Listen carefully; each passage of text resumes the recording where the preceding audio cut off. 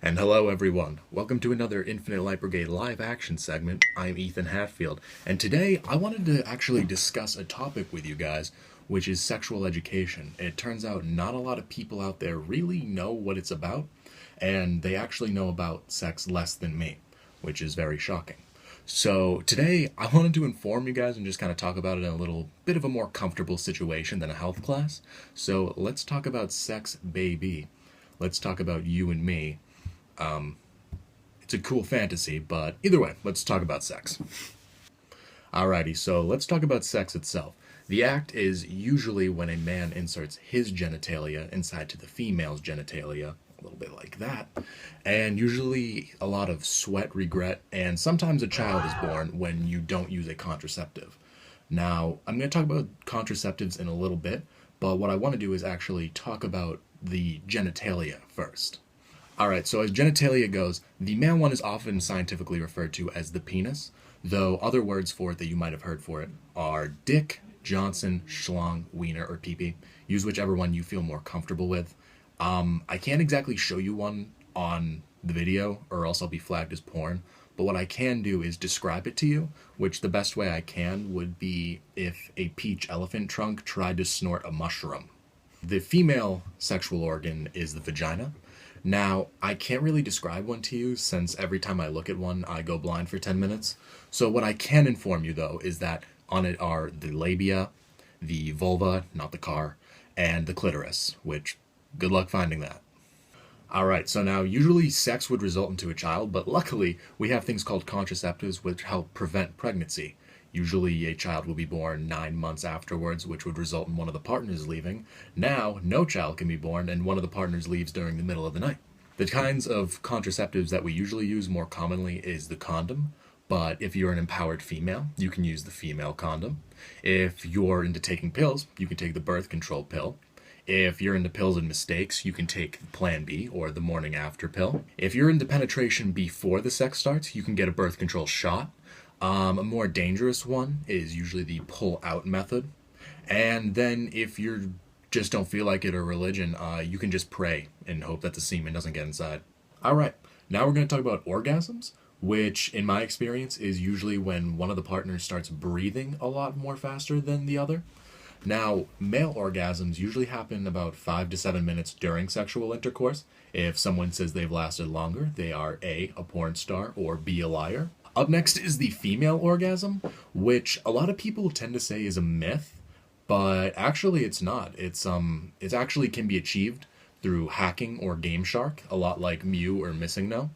I know quite a bit about the female orgasm. I've actually had sex with 2 girls, which means at maximum I've made at least 1 female orgasm. Alrighty, so now I want to talk about when to have sex, which is usually when you're horny. But say you're trying to figure out a certain time when you want to do it, well, it can just be boiled down to when you're ready. If you two meet on that night and you both want to have sex, power to you, right, Jim? Said it best.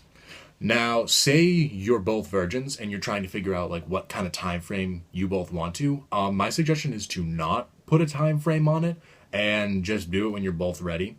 A lot of people like to do the thing where it's like, at least in high school or in college, when they want to wait a year. And I don't think you should exactly do that, just because then suddenly it's not when you're both actually ready. It's just, oh, well, we reached this mark.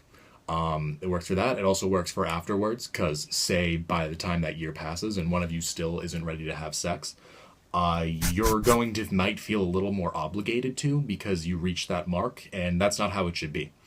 Losing your virginity, it's not as huge a deal as people like to make it seem, but at the same time, it's nothing you should be taken lightly. And your body is your body, so just do it when you're ready, is all I can really say.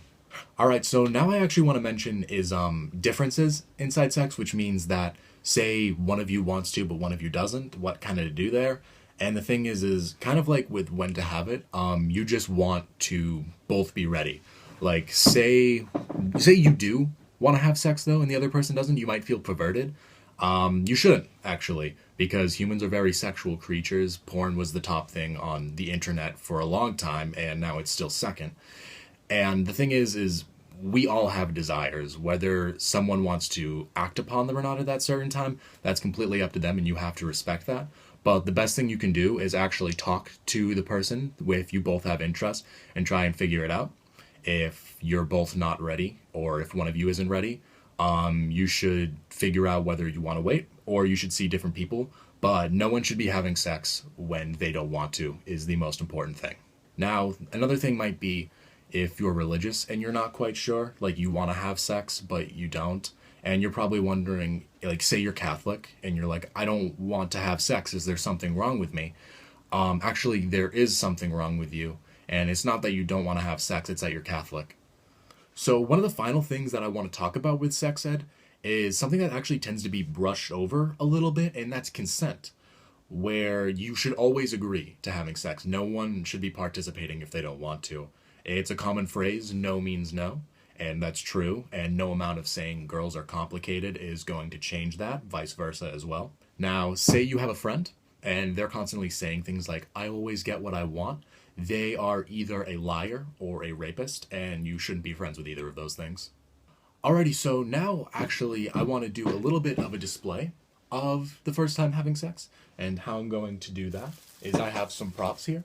I have this banana to play the male genitalia, and this jelly donut to play the virgin female genitalia.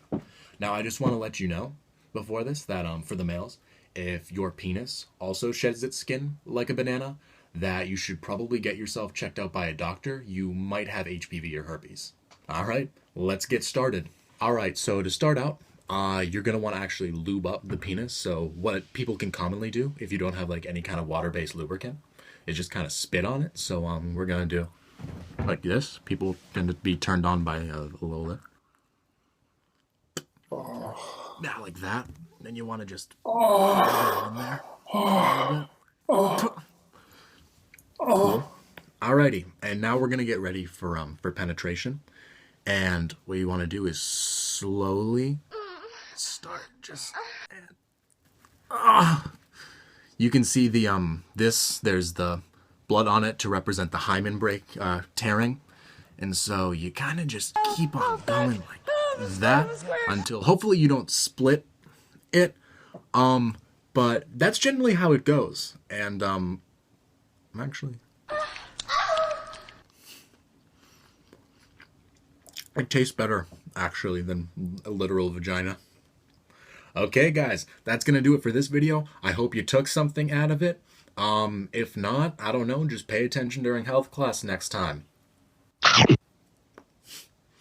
Tastes like losing your virginity.